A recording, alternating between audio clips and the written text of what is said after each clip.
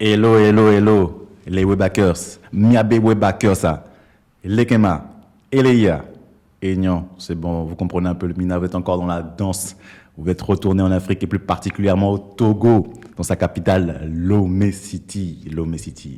Salut à toutes et à tous, c'est Messan Frédéric Akakpovi, fondateur de Webhack to Africa. Webhack to Africa a pour but d'aider les Africains et les Afro-descendants qui le souhaitent à retourner vivre en Afrique.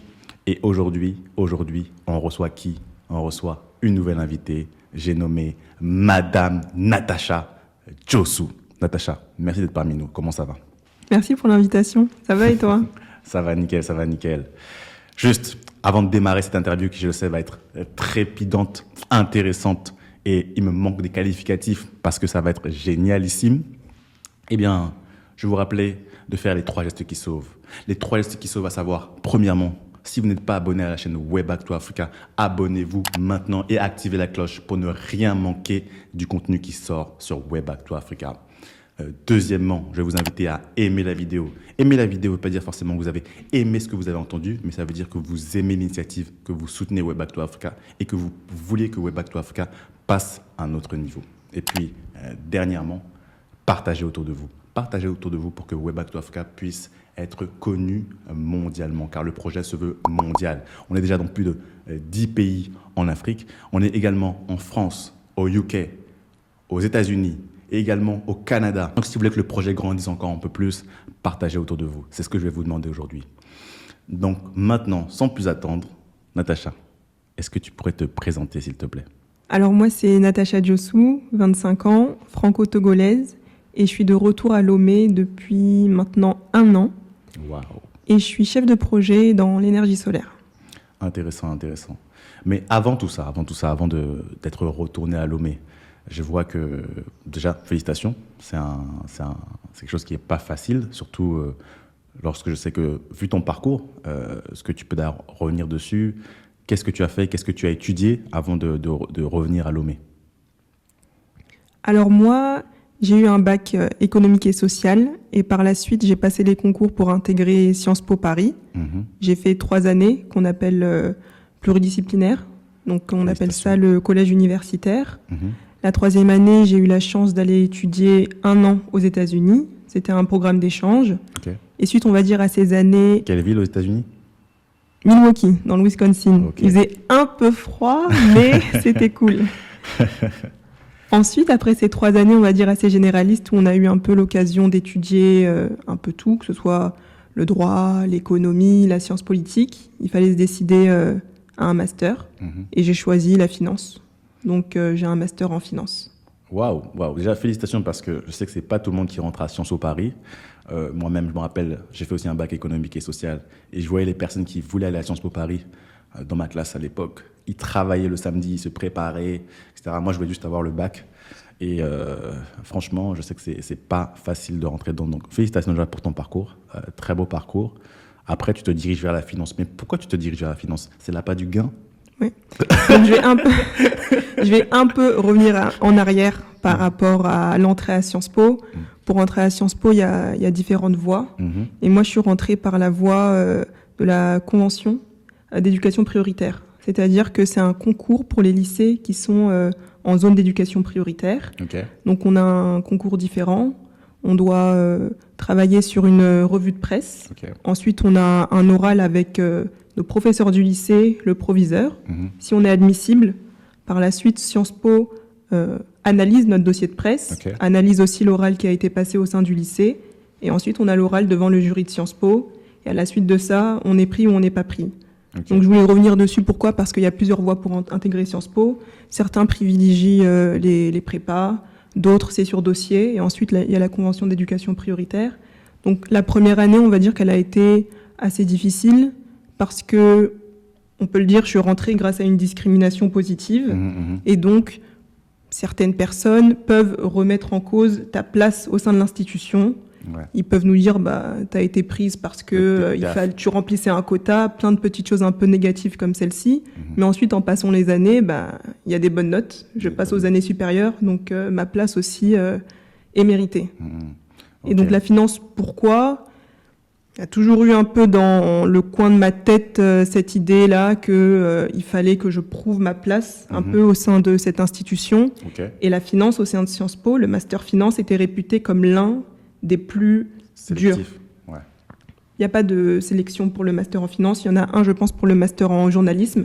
Et c'était réputé comme l'un des plus durs. Okay. Ça demandait beaucoup de travail, etc. Et donc, je me suis dit, la finance, j'aime bien, les maths, j'aime bien, ça me correspond aussi, mais je vais encore prouver une nouvelle fois que je suis capable de me diriger vers les masters, on va dire, réputés comme plus challengeants. Okay. Donc, il y avait aussi cette idée-là en tête du pourquoi j'ai choisi la finance. Donc, finalement, tu es dans cette dynamique un peu, je dirais pas revancharde, mais tu veux prouver que tu es rentré à Sciences Po malgré effectivement une procédure de discrimination positive, mais c'est pas pour autant que tu mérites pas ta place, c'est pas pour autant que tu as démérité. Donc félicitations, tu as pu montrer justement en allant vers ce master-là que tu pouvais le faire toi aussi, malgré la manière dans laquelle tu es rentré à Sciences Po. Exact. Mais ça me fait dire quelque chose par rapport à cette mentalité. C'est-à-dire que effectivement là tu rentres à Sciences Po, tu es dans un cadre assez privilégié, si on peut dire ça comme ça, avec des gens qui sortent de très grosses écoles, notamment à Paris, et qui viennent de partout du monde. On peut rencontrer des gens qui viennent non pas que de France, mais aussi d'Asie, des États-Unis. Donc tu es un peu dans ce monde global, dans ce mini espace géographique. Et est-ce que c'est comme ça que tu te dis, mais waouh, tu rencontres notamment des étudiants africains. Je sais qu'à Sciences Po est réputée pour être un peu la mère des associations étudiantes pour l'Afrique, c'est à savoir que l'ASPA, ce qu'on appelle l'ASPA, donc l'association Sciences Po pour l'Afrique, est vraiment connue dans le monde africain estudiantin comme une très bonne association qui met bien en avant l'Afrique, qui donne envie vraiment de s'engager en direction de l'Afrique. Est-ce que c'est dans ce contexte-là que tu te dis, moi, je vais retourner en Afrique, je vais retourner dans mon pays d'origine, le Togo? Mon envie de retourner en Afrique, je pense qu'elle date de bien avant mon entrée à Sciences Po. Wow. Comme je l'ai expliqué, on devait faire une revue de presse et mon sujet, c'était les investissements de la Chine en Afrique. À 18 ans d'âge, tu as déjà pensé aux investissements en Afrique. Exactement. On voit loin, on essaye de se projeter. Donc, en travaillant dessus, je me suis dit, mais il y a des opportunités. Pourquoi les Chinois viendraient investir en Afrique? Parce qu'on entend tout ce genre de choses. L'Afrique, il n'y a rien, c'est pauvre, il y a la famine, etc. Et je me suis dit, une grosse puissance comme la Chine, pourquoi elle investirait en Afrique? C'est pour pas avoir un retour sur investissement. Donc je me suis dit, il y a des opportunités là-bas. C'est juste que peut-être qu'on ne les voit pas de prime abord. C'est ça. Et l'ASPA, j'en ai fait partie dès la première année. Ça m'a beaucoup aidé à découvrir un peu plus de choses sur l'Afrique et rencontrer des étudiants africains, autres que ceux de ma famille. Déjà, j'aimerais aussi témoigner parce que durant mon parcours estudiantin, j'ai eu la chance de rencontrer des étudiants de Sciences Po Afrique. Et oui, ils m'ont beaucoup motivé aussi à me lancer. Ils m'ont fait comprendre aussi qu'on avait cette singularité, qu'on pouvait arriver à l'excellence parce que ce que moi j'ai constaté en fréquentant ces étudiants-là, c'est qu'il y en a beaucoup qui sont très très bons, qui ont une très bonne manière de penser. Donc ça m'a beaucoup influencé aussi. Donc une petite dédicace à vous parce que vous avez aussi marqué mon passage estudiantin. Donc toi, tu as déjà cette envie de retourner en Afrique depuis avant, mais c'est un peu surprenant parce que je me dis, toi, tu es franco-française, si je ne me trompe pas, tu es née en France. Moi, je suis né au Togo, par exemple, c'est un peu différent. Donc je sais que j'ai quitté le Togo très jeune. Quand j'ai quitté le Togo, je savais que finalement, c'était aussi mon pays parce que j'y suis né, ma famille y était, etc. Lorsqu'on est française comme toi, d'abord, on va dire peut-être par le fait que tu sois né sur le sol français et que tu n'as pas forcément cet attachement local dans le fait que tu ne sois pas né au Togo, comment tu expliques ça? Comment tu expliques le fait que tu avais envie de rentrer en Afrique? C'est seulement l'opportunisme parce que tu voyais que les autres aussi allaient en Afrique pour investir, ou bien ça relève plutôt du mystique et il y a ce lien un peu je dois revenir de là d'où je viens, de là où mes parents viennent? Je suis née, j'ai grandi en France, mais il ne faut pas oublier que j'ai été élevée par des Togolais. On mange togolais, quelquefois on parle togolais. La nourriture togolaise. Moi, j'ai déjà parlé de ça, hein. C'est délicieux. Très bonne, oui. Surtout quand c'est ma maman qui prépare. Très bon. Donc voilà, donc on va dire, à la maison, c'était le Togo. Mon parrain, ma marraine, c'est des Togolais. On va dire, mon entourage proche, c'est des Togolais. J'avais l'habitude de venir tous les 2 ans au Togo. Donc le Togo, j'ai toujours un peu eu l'envie de connaître un peu plus le Togo que pendant seulement les vacances. Parce que y vivre et aller en vacances, c'est 2 choses totalement différentes. Et donc j'avais cette idée-là de retourner en Afrique. Après, le Togo, c'était pas mon choix premier parce que je ne voyais pas les opportunités. Okay. Je voyais des opportunités dans les grandes villes comme Lagos, Dakar, Abidjan, mais au Togo, je voyais pas les opportunités. Et la finance aussi, pourquoi? Je me suis dit, la finance, vraiment, on peut travailler un peu dans tous les secteurs. Donc ça aussi, ça m'ouvre la porte pour retourner en Afrique. Donc même quand tu fais le choix finalement de la finance, tu avais expliqué qu'il y avait cette envie de montrer que tu étais capable, mais tu t'es dit, ok, avec une carrière en finance, j'ai l'aspect international qui me permet de travailler d'où je veux et où je veux. C'est bien ça? Exactement. Et on revient encore à la revue de presse, investissement de la Chine en Afrique aussi, par rapport à tout ce qui est gagner sa vie en Afrique, pas seulement retourner en Afrique, mais gagner sa vie en Afrique, parce que on va dire que logiquement, quand on fait un master en finance, on s'attend aussi à être bien payé par la suite. Ouais. Donc au-delà de ça, effectivement, tu as raison. C'est pas seulement le fait de naître sur un territoire, le fait d'être élevé par des parents d'origine africaine, même des parents africains, qui te font baigner dans cette culture, te donne envie de te rattacher d'autant plus à cette culture. Et comme tu l'as dit, toi, c'était pas seulement le Togo, mais ce que je comprends, c'était parce qu'il manquait des opportunités. Mais s'il y avait des opportunités au Togo, comme dans ces autres pays, est-ce que tu penses que tu aurais mis le Togo aussi en premier choix ou pas? Je pense que la preuve, je suis là aujourd'hui à Lomé, donc oui, dès que j'ai vu une opportunité au Togo, je l'ai saisie. Génial, génial. Mais parle-nous-en un peu plus de cette opportunité. Comment ça s'est passé? Est-ce que tu as trouvé un contrat local? Est-ce que tu as trouvé un contrat expatrié? Et explique un peu les contours de comment tu as trouvé cette opportunité. Donc moi, à la suite du master, je savais que je voulais retourner travailler en Afrique. Quand je dis retourner, je suis même pas née en Afrique, mais retourner à la source, à ma culture, à mes origines, redécouvrir mes origines. C'est ça. Et donc, j'ai cherché dans mon domaine la finance. Donc c'était premièrement tout ce qui est banque d'affaires, cabinet de conseil. Donc j'élargissais. C'était l'Afrique de l'Est, l'Afrique du Sud, l'Afrique de l'Ouest. Donc j'essayais de postuler un peu à gauche, à droite. Ensuite, il y a aussi le système Business France, donc le volontariat international en entreprise. Et donc, c'est par là que j'ai eu, en tout cas, j'ai vu les possibilités de postes au sein de l'Afrique. Donc, j'ai aussi postulé à quelques postes grâce à ce biais-là. Mais il y a aussi les associations. Bâtissons la cité, donc pour les Togolais, Way Back to Africa, où il y a souvent des offres d'emploi qui sont partagées par les membres, et ça aussi, ça a aidé. Donc par tous ces biais-là, j'ai postulé et j'ai été prise. Génial, génial de savoir que ces groupes qui existent notamment pour promouvoir un peu le retour en Afrique et qui offrent, en tout cas qui partagent des offres de stage, des offres d'emploi, des opportunités aussi d'entrepreneuriat, etc., t'ont aidé toi dans ton envie de retour en Afrique. Donc ça, c'est cool. Peut-être juste avant maintenant de rentrer un peu plus dans le vif du sujet et de savoir ce que tu fais, toi, en Afrique actuellement, je me pose la question. Tes parents, eux, ils ont quitté le Togo. Bon, je ne sais pas pour quelle raison. Moi, je sais que les miens ont quitté, notamment aussi pour un manque d'opportunités ici au Togo. Mais je les avais conditionnés à ce que je vais revenir en Afrique. Ma mère savait que j'allais revenir en Afrique parce que, elle me connaissait, j'ai toujours un peu fait des projets dans ce sens-là, etc. Mais c'est pas pour autant que quand je lui dis je vais retourner en Afrique, qu'elle est hyper contente. Toi, comment ça se passe de ton côté? Moi, ils étaient très fiers. Mes parents, quoi que je fasse, ils me soutiennent parce qu'ils savent que je suis sérieuse et que je réfléchis avant de prendre une décision. En tout cas, je ne suis pas impulsive sur ces décisions-là. Lorsqu'il s'agit de mon avenir, j'ai toujours été studieuse, j'ai toujours voulu un peu, comme on dit, me challenger. Et donc, je me suis dit, mais l'Afrique, tout est là, quoi. Les opportunités, peut-être qu'elles étaient là avant, peut-être un peu cachées. Ouais. Mais il y a toujours eu des étrangers ou même des Africains eux-mêmes, quand on peut citer des grands noms comme Dangote, qui ont fait fortune en Afrique. Ouais.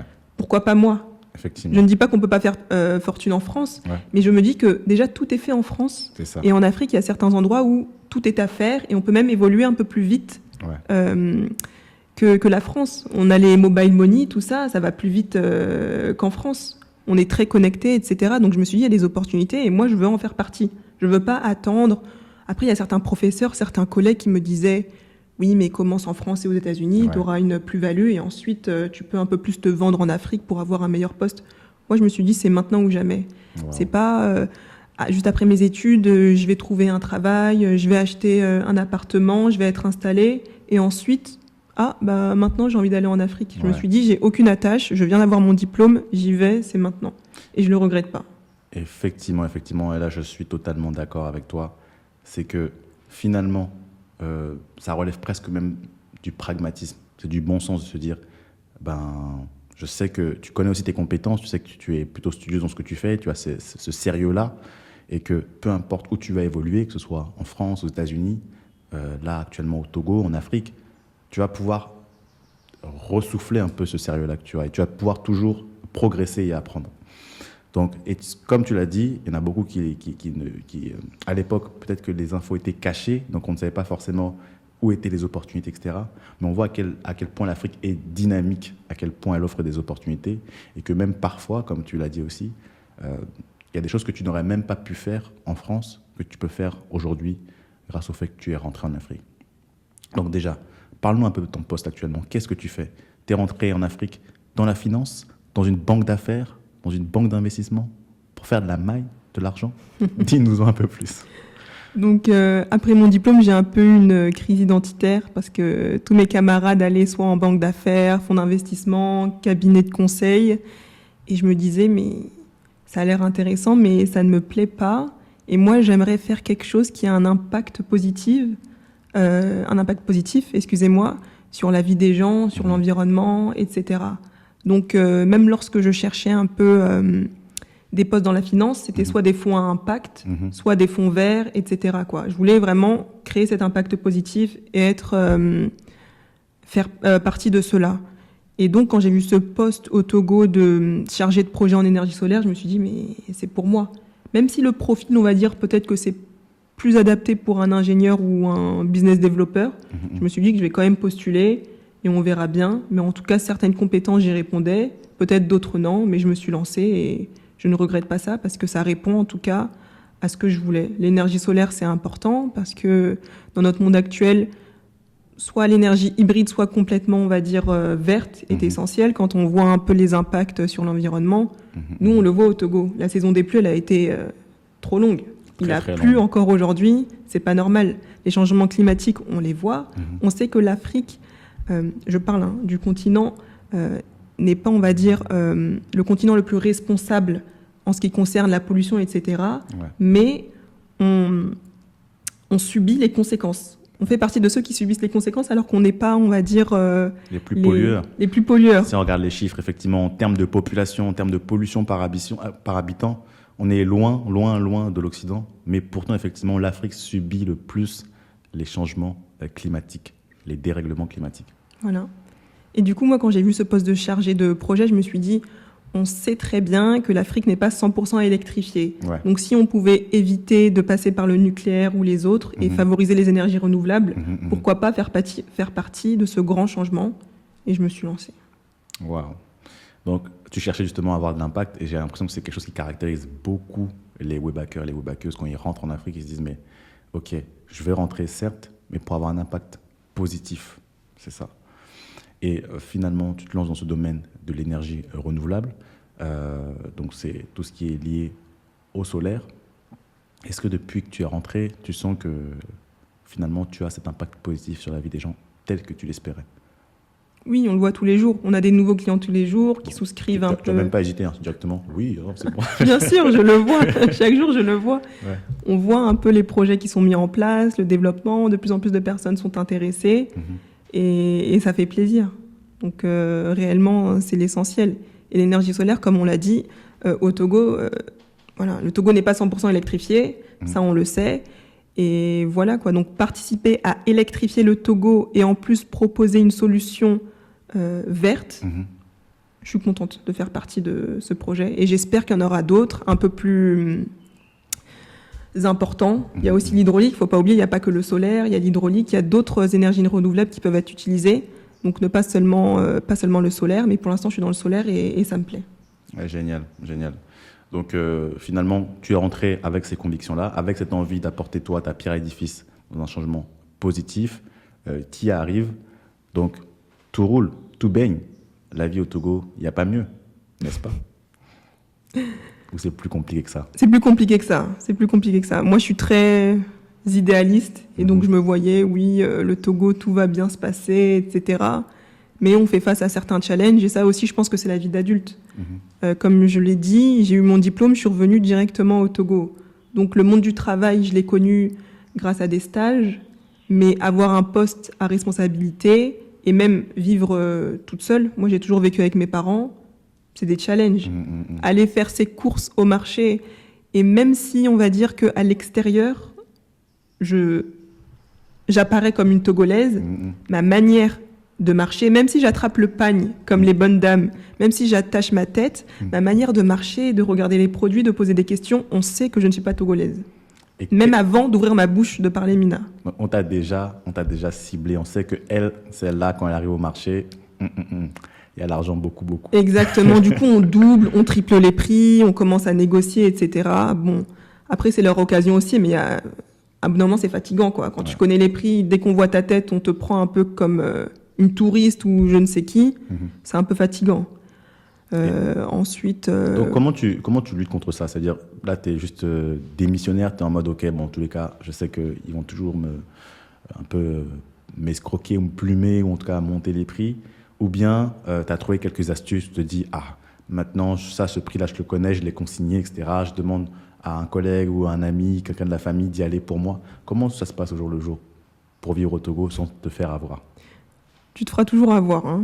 Tu te feras toujours avoir. Donc non, moi j'ai juste décidé de plus prendre cette chose personnellement. Je sais que quoi que je fasse, je ne vais pas pouvoir changer la manière dont les gens me perçoivent. Ouais. Donc j'y vais, je continue à négocier. Juste, je ne le prends plus personnellement et j'évite de faire la tête par rapport à ça. Ils sont comme ça, je suis comme je suis. Je vais toujours y aller. Je vais pas envoyer quelqu'un d'autre faire les courses à ma place. Et j'y vais. C'est comme ça aussi qu'on se forge. Et puis ensuite, tu crées des liens. Donc, t'as ta vendeuse, elle te connaît, elle sait. Et puis voilà, quoi. Elle va pas recommencer. Mais après, toujours dans les nouveaux environnements, je ferai face à ça. Mais ensuite, les habitudes se tissent, se créent. Et on avance, quoi. Faut juste pas prendre les choses personnellement. Et ça, je pense que c'était mon souci au début. J'ai un peu appris à relâcher et à lâcher prise et à me dire, en fait, c'est comme ça qu'ils sont, je ne vais pas les changer. C'est pas parce que Natacha est revenue au Togo qu'ils vont changer leurs habitudes. Je m'adapte à eux. Ok. Donc s'adapter aux gens qui sont en face de nous, puisque c'est nous qui revenons et on va pas les faire changer, on va pas faire changer des adultes qui ont vécu comme ça pendant des années et des années. Là, tu as parlé de cet aspect, effectivement, où tu peux avoir quelques difficultés, finalement, avec les locaux parce qu'on veut te faire payer un peu plus, etc. Est-ce que tu as d'autres difficultés au jour le jour parce que là, par exemple, tu as grandi en France. Je suppose que tous tes amis, les membres de ta famille très proches aussi, etc., sont en France. Comment tu gères cet aspect un peu social aussi? Est-ce que tu t'es fait des amis ici? Est-ce que finalement, tu t'es reconstitué ta famille aussi ici? Puisque je suppose qu'il y en a qui étaient aussi restés. Donc, comment ça se passe au niveau de ta vie sociale? Alors, on va dire qu'au niveau de la famille, il n'y a pas de souci. Hein. J'ai une famille très proche, on est très proches, donc à ce niveau-là, il n'y a pas de souci. Mais au niveau amis, j'ai eu beaucoup de mal et je pense que j'ai pas pris en compte cet aspect-là lorsque j'ai postulé pour des postes à l'étranger. Et je pense même pas que ce soit le fait d'être au Togo, mais juste le fait d'être dans un autre pays. Et je pense que, en tout cas, moi, c'est comme ça que je pense. On arrive à se faire des amis quand on est petit, quand on est au lycée, quand on est à l'université, mais se faire des amis à l'âge adulte, c'est un peu plus compliqué, que ce soit en France ou ici. Et donc, du coup, mon cercle d'amis au Togo, il n'est pas là. Donc, j'ai eu du mal au début, j'ai quelques connaissances, j'ai la famille, mais c'est pas la même chose. Et même au niveau du sport, moi, en entrant à Sciences Po, je suis rentrée dans l'équipe de rugby. Et c'était vraiment, on va dire, une deuxième famille pour moi. Tu jouais quel poste? Ailière. Je cours très vite, attention.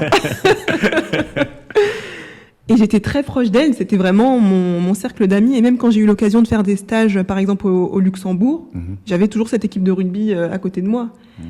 Au Togo, j'en ai pas trouvé pour l'instant. Peut-être qu'il y en a, je vais continuer à chercher, ou peut-être la créer, qui sait. C'est vraiment un truc qui peut être très intéressant, ça n'existe pas aujourd'hui. Toi, tu as la chance d'avoir vécu un peu à l'étranger et puis de connaître ce sport qui est peut-être méconnu aussi ici. Peut-être que grâce à toi, les talents aussi vont se révéler. Oui, pourquoi pas. Je sais que des pays comme la Côte d'Ivoire et le Sénégal, les équipes se sont développées, pourquoi pas le Togo? On vaut notre place. Et oui, donc ce cercle, je ne l'ai plus et j'ai eu du mal. Est-ce que je vais réussir à le recréer? Peut-être avec le temps. Mais c'est vrai que le contexte, les amis, etc. Non, j'ai pas réussi à recréer ça au Togo, donc c'est ce qui me manque, on va dire. Après, c'est d'autres choses superficielles, hein, mais oui, mes amis me manquent. Waouh. Bon, on espère que quand même tu vas trouver des gens sur qui compter. avec lesquels tu seras proche, peut-être pas autant que tes amis d'enfance, que ta famille du rugby, mais avec le temps, on peut espérer. Il y a quelque chose aussi que beaucoup de gens disent, notamment quand ils retournent en Afrique et particulièrement au Togo, et c'est dû un peu à ce manque aussi, du fait qu'on soit éloigné de la famille, des amis, etc., qui fait que auparavant tu revenais au Togo tous les 2 ans, comme tu disais, et là, maintenant, depuis que tu es au Togo, donc ça fait 1 an, il y en a beaucoup qui disent, moi, tous les 3 mois, tous les 6 mois, tous les X mois, j'ai besoin finalement de retourner en France, parce que c'est là où tu as laissé ta base. Est-ce que tu as eu ce besoin aussi depuis que tu es revenu de repartir en France, ou est-ce que tu ne l'as pas encore fait? Dis-nous-en un peu plus, s'il te plaît. Oui, moi je suis retournée en France, je pense au bout de 6 mois, Ok. mais c'était pour un impératif. Un impératif, c'était le mariage d'une de mes plus proches amies, je pouvais pas rater ça. Du coup, je suis rentrée un peu pour ça. Ouais. Mais je ne ressens pas ce besoin-là parce que moi, je suis un peu dans l'optique inverse. Je me dis, je suis au Togo, c'est le pays de mes parents. Mes parents, s'ils veulent venir me voir, c'est leur pays, ils peuvent venir. Et d'ailleurs, ils sont déjà venus. Et mes amis, c'est la même chose. Je leur ai dit, ma maison, elle est grande ouverte et ce serait l'occasion de découvrir le Togo. Ouais. Donc, prendre mes congés pour retourner à Paris, pour voir mes amis, il me manque, hein. Mais je les harcèle un peu pour qu'ils viennent me voir, qu'ils puissent découvrir le Togo, parce qu'il y a plein de choses à découvrir. Au-delà de Lomé, le Togo, il y a des beaux paysages, il y a des belles choses à découvrir. Et donc non, j'ai pas en tout cas cette envie-là de rentrer en France tous les 6 mois, tous les 1 an. Je l'ai fait une fois. Et bon, peut-être que ça va venir, hein, que j'aurai envie de rentrer en France. Mais au bout de 1 an, j'ai pas ce manque-là de la France, non. Au Togo, on est vraiment bien. La qualité de vie, il n'y a pas à dire. En France, moi, je vivais à Paris, donc métro, boulot, dodo, t'es un peu stressé. Et même la météo, ici, on a le soleil, on a la plage pas loin, on a la bonne nourriture et on est beaucoup aidé. Ça aussi, c'est ce qu'on peut-être... En tout cas, j'aurais pas les moyens en France de vivre comme je vis ici au Togo. Et ça, c'est important. Le rapport qualité-vie, c'est très important. Oui. Je l'ai pas dit dans ma vidéo, etc. Mais c'est vrai que la vie ici à Lomé, elle est, comme on dit ici, elle est très moins chère. Elle est très moins chère comparée à Paris. Effectivement, à Paris, bon, effectivement, il faut jamais prendre des devises pour les remettre dans d'autres espaces géographiques. Mais c'est vrai qu'à Paris, on est toujours dans des petits espaces. On est dans des petits espaces. Quand c'est l'automne, comme actuellement, là, l'automne a commencé à frapper. Tout le monde est un peu gris, tout le monde est un peu déprimé, etc. Ici, effectivement, on a le soleil, donc on a la vitamine D, si je ne me trompe pas. Donc, ça agit sur le moral, tout ça agit sur le moral. Donc, c'est bien que tu aies parlé justement du fait de vivre à Lomé et tu as évoqué plus ou moins les mêmes arguments que moi. Je sais que dans ma dernière vidéo, j'avais dit que il y a 3 arguments majeurs pour vivre au Togo, à savoir déjà le fait que ce soit au milieu de l'Afrique de l'Ouest. La deuxième chose, c'est que finalement, on mange très bien. Donc, vraiment, on a le choix de la cuisine togolaise, certes, mais aussi les autres cuisines ouest-africaines. On va avoir l'opportunité aussi de manger aussi européen si vous le voulez. Donc, vous n'êtes pas dépaysé à ce niveau-là. Et puis aussi, le caractère des Togolais. Les Togolais qui sont des gens plutôt, je trouve, moi, chaleureux. Est-ce que toi, tu es d'accord avec ce que j'avais évoqué ou bien tu penses qu'il y a certains points qu'on devrait encore évoquer par rapport au fait que le Togo, c'est doux. Lomé is bay. Non, je suis d'accord, surtout par rapport aux Togolais. Ils sont très aidants. J'ai eu quelques soucis, des fois, par exemple, sur la route, un pneu crevé ou des choses comme ça. Les gens s'arrêtent automatiquement pour t'aider, pour voir ce qui ne va pas, etc. À Paris, je ne dis pas. À Paris, c'est différent. Même au Togo, tes voisins, tu les connais, tu dis bonjour, on te répond. À Paris, des fois, tu ne connais même pas tes voisins, ou tu loupes une marche dans le métro, personne ne va venir t'aider, etc. Et donc, on va dire cette gentillesse-là, en tout cas des Togolais, parce que le Togo, c'est ce que je connais, dans les autres pays africains, je ne sais pas, mais c'est appréciable, quoi. Donc, je sais qu'au moindre souci, quelqu'un pourra m'aider, que je le connaisse ou ne le connaisse pas. Ça, j'ai vraiment apprécié. Ouais, ça c'est top, c'est top. C'est bien que tu aies parlé justement du fait que toi, tu connais beaucoup le Togo, que tu préfères faire venir tes amis ici au Togo, à Lomé, pour qu'eux, ils le découvrent, plutôt que de repartir à Paris, bon, tu connais déjà, etc. Est-ce que, justement, depuis que tu es au Togo, tu as eu l'opportunité de bénéficier un peu de cette proximité avec les pays voisins? Est-ce que tu es parti un peu au Bénin? Est-ce que tu es parti un peu au Ghana? Est-ce que tu as visité les pays de la sous-région et même d'autres pays en Afrique? Est-ce que tu as fait justement ce choix-là, plutôt que de repartir en Europe quand tu poses tes congés? Qu'est-ce que tu as fait? Ouais, donc pour l'instant, j'ai seulement fait Cotonou et Dakar, et prochainement, je m'envole pour Abidjan. Donc ça aussi, c'est vraiment l'idée, quoi. Je me dis, je suis au Togo, j'ai pas beaucoup de congés, autant les utiliser pour découvrir un peu les pays voisins, peut-être les pays qui sont un peu plus éloignés, mais on va dire que je préfère prendre plus le temps de découvrir les pays plus éloignés avec plus de temps, mais là, avec les quelques semaines que j'ai, autant découvrir les pays voisins. Donc, alors, résultat, entre Lomé et Cotonou et Lomé et Dakar, qu'est-ce qui est mieux, selon toi?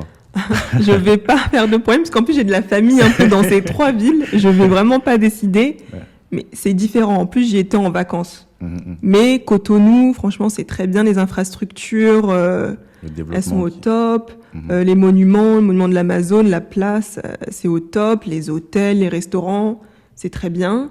Et Dakar, ce qui m'a surpris, c'est que c'est très cosmopolite. Je m'attendais pas à ça. Il y a beaucoup d'étrangers. Les infrastructures aussi, c'est plus avancé. Donc j'ai bien aimé. Je me suis bien sentie à Cotonou et à Dakar. Peut-être Dakar un peu plus, parce qu'on va dire que c'est le juste milieu, si on peut dire, entre Paris et Lomé. Okay. Par rapport à la population, on ne se sent pas très dépaysé. Et même par rapport à la pluralité des restaurants, des supermarchés, il y a beaucoup plus de choix. Mais en même temps, Dakar, c'est plus développé que Lomé. Mais Cotonou aussi, j'ai bien aimé. Ouais. Il y a de belles choses à découvrir en Afrique de l'Ouest. Ouais, franchement, de belles choses à découvrir et tous les pays sont différents. Et quand tu vois un peu cette différence dans ces pays-là, est-ce que toi, ça te donne envie plutôt de te dire, OK, je fais mon petit temps à Lomé et après, pourquoi pas tester un autre pays en Afrique? Ou bien tu te dis juste, bon, si je peux rester à Lomé, c'est tant mieux. C'est quoi un peu ton mindset actuellement? Lomé, c'est chez moi. Donc je me dis que là, je suis là pour un moment. Ouais. Mais après, j'aimerais découvrir un autre pays. Okay. L'Afrique, c'est grand. Et en plus, là, je suis un peu restée axée sur l'Afrique de l'Ouest. Je sais que l'Afrique de l'Est, c'est différent.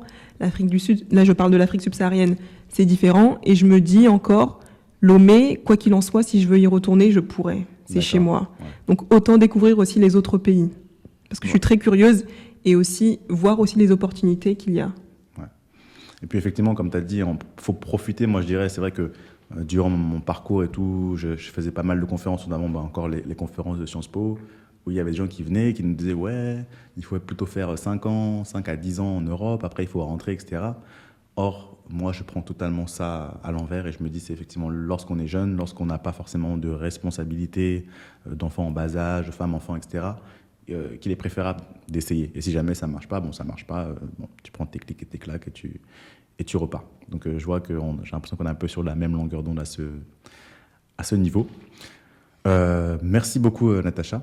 Il y a quelque chose dont j'aimerais discuter avec toi justement par rapport à cette vie sociale au Togo. Il y en a certains qui ont dit par exemple oui mais le Togo c'est bien mais il n'y a pas grand chose à faire, il n'y a pas beaucoup d'activités. Est-ce que tu es d'accord avec ça toi? Moi, je suis pas d'accord. T'es pas du tout d'accord. Il y a plein de choses à faire. Vraiment, si on est un peu curieux, il y a plein de choses à faire. Que ce soit les restaurants, si on aime plutôt la gastronomie, les boîtes de nuit, si on aime sortir. On a beaucoup de plages privées. On a aussi des activités. On peut faire du quad, etc. Pour ceux qui sont un peu plus aventuriers, on a Kpalimé et les montagnes. Donc la randonnée à pied ou à vélo, c'est possible. On peut aussi aller faire de l'équitation. Si on va encore un peu plus au nord, à Kara, et même dans la région des savanes, il y a les parcs animaliers. Donc je pense quand même qu'il y a assez de choses à faire. Et même si, on va dire, à Lomé, il n'y a pas beaucoup de choses à faire, ou vous voulez faire encore plus de choses, vous pouvez aller à Cotonou. C'est pas très loin. On prend la voiture et on y va. Et peut-être à Cotonou, il y a plus de choses à faire.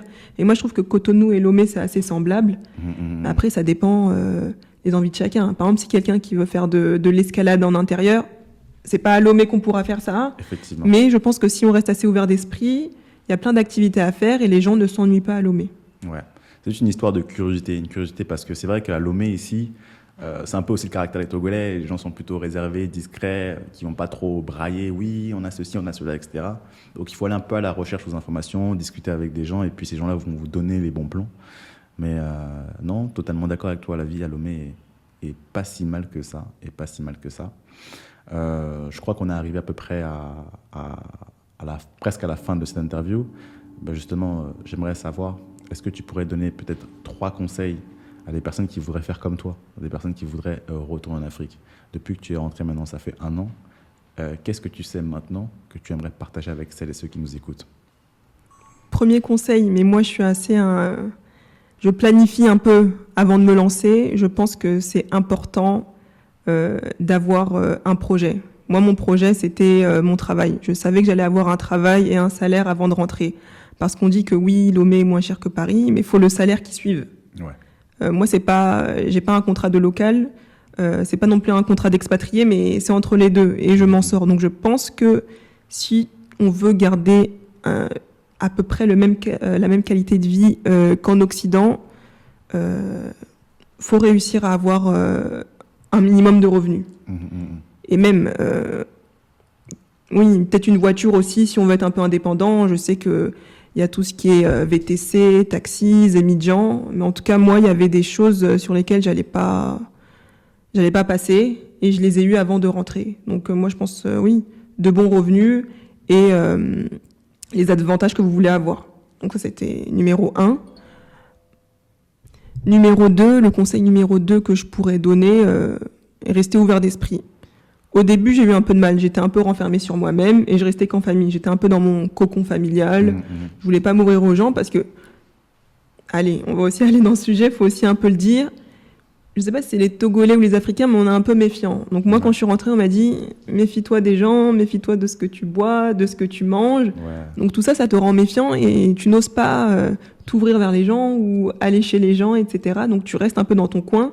Mais moi, je dis faut être sur ses gardes, où qu'on soit, mais aller vers les gens. On est dans un pays, donc un pays autre que le mien, un pays, ça reste le mien, mais j'ai pas grandi.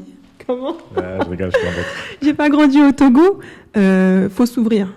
Voilà, on est là pas seulement pour travailler et repartir chez soi. Il y a une culture à découvrir, il y a un monde à découvrir. Faut s'ouvrir. Donc de 2, garder l'esprit ouvert. Et ensuite de 3, profiter à fond. Pour l'instant, que vous soyez au Togo ou ailleurs, certains savent combien de temps ils vont rester, d'autres non. Faites le plus de choses possible. Voilà. C'est beau, hein. Très beau conseil. Effectivement, on ne sait pas combien de temps on va rester au Togo, par exemple, pour toi ou pour moi. Aujourd'hui, c'est vrai que nous, les gens qui rentrons, on est beaucoup dans cette dynamique panafricaine. Donc on voit un peu l'Afrique comme un grand ensemble dans lequel on pourrait bouger plus ou moins facilement.